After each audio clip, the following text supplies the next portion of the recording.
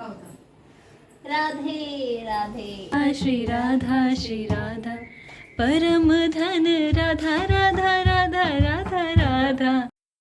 राधे राधे दोस्तों, कैसे हैं आप सभी। आशा करती हूँ कि आप सभी स्वस्थ और मस्त होंगे। आज का दिन मेरे लिए बहुत ही खास है क्योंकि आज मेरा जन्मदिन है और मैंने सोचा कि आज के खास दिन पर क्यों ना इस्कॉन जाकर राधा कृष्ण का दर्शन किया जाए। तो चलिए शुरू करते हैं आज का हमारा ये सफ़र। मैं तैयार होने के लिए बहुत ही उत्साहित थी और आज का दिन खास बनाने के लिए मैंने आज गोपी ड्रेस चुना, जिसे मुझे एकदम गोपी वाली फीलिंग आ रही थी।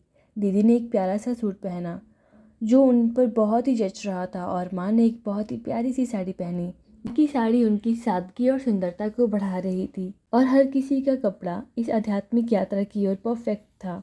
कपड़ों के चलते हम इस्कॉन के माहौल से पूरी तरह जुड़े हुए महसूस कर रहे थे। ऐसा लग रहा था कि राधा कृष्ण का विशेष कृपा हमारे ऊपर बरस रहा हो।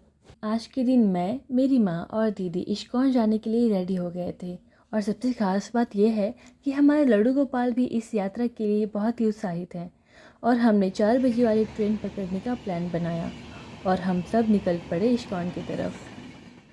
जन्मदिन की खुशी पर इस्कॉन जाने का मौका मिलना शब्दों में बयां करना यार बहुत ही मुश्किल है। हमें तो ऐसा लग रहा था कि भगवान राधा कृष्ण ने हमें खुद ही बुलाया हो और उनकी भक्ति में लीन होकर पूरा दिन बिताने का मौका मिलना मेरे लिए किसी आशीर्वाद से कम नहीं था। ये सिर्फ एक यात्रा नहीं था बल्कि एक आध्यात्मिक अनुभव था जिसने मेरे दिन को और भी यादगार बना दिया। ट्रेन में सफ़र के दौरान जब लोगों ने हमारे लड्डू गोपाल को देखा तो उनकी खूबसूरती और मासूमियत की सभी ने दिल खोल कर तारीफ़ की। हर कोई कह रहा था कि आपके लड्डू गोपाल कितने प्यारे और सुंदर हैं। सच कहूँ तो हमारे लड्डू गोपाल वाकई बहुत ही प्यारे हैं और उन्हें देखकर ही किसी का भी दिल खुश हो जाता है। ऐसा लग रहा था कि जैसे भगवान राधा कृष्ण खुद हमारे साथ सफ़र कर रहे हो और सभी को अपना दिव्य मुस्कान से आशीर्वाद दे रहे हो।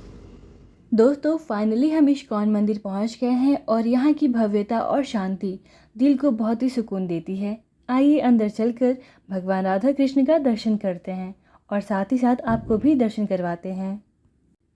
दोस्तों, यहाँ से शुरुआत होती है मंदिर की ओर। यहाँ से आपको पूरा दृश्य जो है एकदम आसानी से दिख जाएगा और साइड में ही गौशाला है जहाँ पे आपको गैया मैया का दर्शन करने को मिल जाएगा और साथ ही आपको देसी घी वगैरह भी मिल जाएगा। आप चाहो तो यहाँ पे गैया मैया के लिए पैसे भी कुछ दान कर सकते हो। हम यहाँ पर कान्हा जी को गैया मैया से मिला रहे हैं और उनको सहला रहे हैं। यहाँ से आगे बढ़ते ही हम बाकी मंदिर घूमने लगे। चारों तरफ की सुंदरता, शांति ने मन को मोह लिया। हर कोना जैसे कि भगवान की उपस्थिति का एहसास करा रहा हो। मंदिर की दीवारों पर खूबसूरत नक्काशी और चित्र बनाए हुए थे जो कि राधा कृष्ण की लीलाओं को जीवंत कर रहे थे। वातावरण में गूंजती भजन कीर्तन की मधुर ध्वनि और ठंडी हवा का स्पर्श ऐसा सुखद अनुभव दे रहा था जिसे शब्दों में बयां करना मुश्किल है। यहाँ की हर चीज़ एक अलग ही दिव्यता और सुकून महसूस हो रहा था जो इस्कॉन यात्रा को और भी खास बना रहा था। जैसे कि आज मेरा जन्मदिन है तो मैंने सोचा कि आज के खास दिन पर भगवान के सामने आरती करके सौभाग्य प्राप्त करूं। इसीलिए मैंने एक आरती की थाली ली जिसमें माँ ने घी वाली दीपक जलाया। फिर मैंने भगवान की आरती की और उस पल की खुशी और शांति मेरे दिल में हमेशा के लिए बस गई। वहाँ भजन कीर्तन के बीच भगवान की आरती करना एक अलग ही अनुभव था। मेरी बाद माँ और दी ने भी भगवान जी को आरती दिखाई। आरती के दौरान वहाँ मौजूद सभी भक्तों का प्रेम और भक्ति देखकर ऐसा लग रहा था जैसे पूरा वातावरण दिव्यता से भर गया हो और ये जन्मदिन मेरे लिए सच में जीवन का सबसे यादगार पल बन गया। आरती करने के बाद कुछ देर तक हम मंदिर में ही बैठे रहे। सामने भजन कीर्तन का मधुर स्वर गूंज रहा था और कुछ माताजी भक्ति में लीन होकर नृत्य कर रही थी। वह दृश्य अद्भुत और दिल को सुकून देने वाला था। थोड़ी देर बाद पंडित जी ने भगवान का दरवाज़ा जो है बंद कर दिया क्योंकि दर्शन और आरती का समय पूरा हो गया था।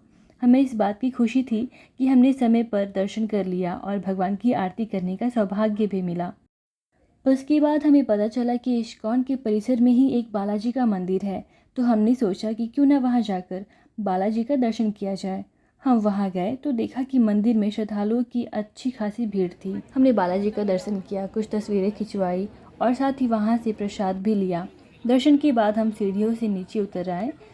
दोस्तों, इतना सब कुछ देखने के बाद और अनुभव करने के बाद हमें बहुत ज़ोर की भूख लगी थी तो हम बाहर आए मंदिर के और उसके बाद जो है हमने निर्णय लिया कि हमें अभी खाना खाना है, प्रसाद ग्रहण करना है। सबसे पहले हमने अपने कान्हा जी को प्रसाद अर्पित किया, उन्हें खिलाया और फिर प्रसाद ग्रहण किया। प्रसाद का स्वाद दिव्य और भक्ति से भरपूर था। इतना टेस्टी प्रसाद था कि पूछिए मत। जल्दी जल्दी प्रसाद ग्रहण करा। पाल अपना बर्थडे के दिन प्रसाद पाला तू। सब अच्छे से दर्शन करने के बाद, समय बिताने के बाद बारी आ गई थी घर वापस जाने की। तो हम स्टेशन की ओर बढ़ने लगे क्योंकि रात्रि जो है बहुत ज़्यादा हो चुकी थी। जैसे हम स्टेशन की ओर पहुँचे, एक तो ऑटो में भी ठंडी लग रही थी। स्टेशन पर जाने के बाद इतनी ठंडी की पूछिए मत। हम थोड़ी देर तक इंतज़ार कर रहे थे ट्रेन आने का, बिकॉज़ ट्रेन आने में भी टाइम था। ऑलमोस्ट हाफ एन आवर जो है हमने वेट किया वहाँ पर, और वहाँ पे बैठे बैठे वहाँ के माहौल का भी आनंद ले रहे थे।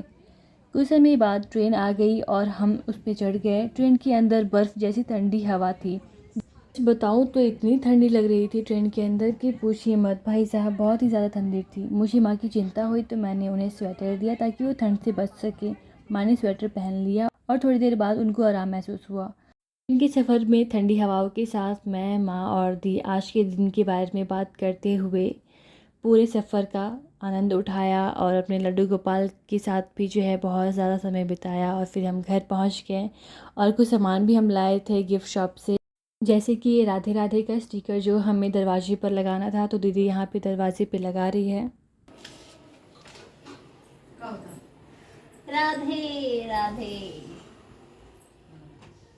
हमारो धन राधा श्री राधा परम धन राधा राधा राधा राधा राधा हमारो धन राधा श्री राधा। बस बस तू स्लो मोशन में चल गई लो। अब तू बजावे लगलू हा।